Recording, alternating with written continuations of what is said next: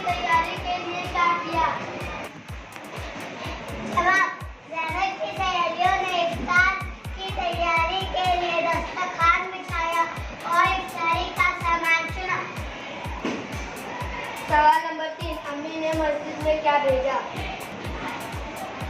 जवाब, अम्मी ने बड़ी सेनी में इफ्तारी का सामान रखा, 2 बड़े-बड़े जग शरबत से भरे और मस्जिद में इफ्तारी भेजी। सवाल नंबर 4, ज़ैनब का रोजा इफ्तार किस तरह कराया गया? जवाब, दादी अम्मा ने ज़ैनब को दुआ पढ़ाई और अपने हाथ से खजूर खिलाई।